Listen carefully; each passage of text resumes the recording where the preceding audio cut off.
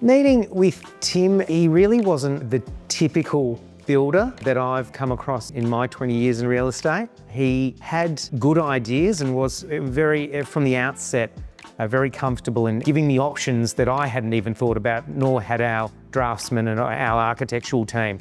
So we came to him with a lot of plans, but his team then actually came to the party and improved what we were working with. Some of the challenges, given the nature of the site, the size of the block that we're working with, dealing with councils can be challenging. And again, the team have been really good at expediting that process or being a conduit, a middleman, whereby Anna and I haven't needed to stress. We've had a few small challenges, given that we've also got a strict heritage overlay in the area and on the property itself, but nothing that we weren't ready for or expecting, and that's what's been, I think, key from Envy Abode's perspective is the communication and preparing us for a lot of these challenges before they would come up. Communication's been excellent, and when I call these guys, when I need to meet on site, it has been seamless.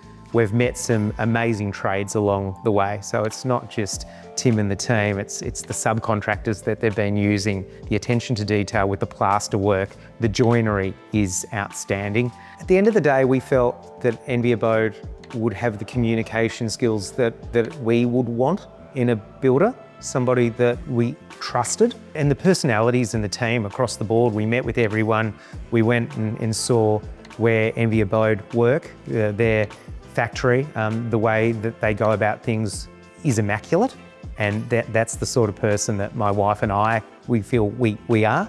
So just having someone that gets us and we felt that we could trust. Very excited. As I said, we're so excited to move in for Christmas with our family, but also a little bit sad to see the process end and already thinking about the next journey.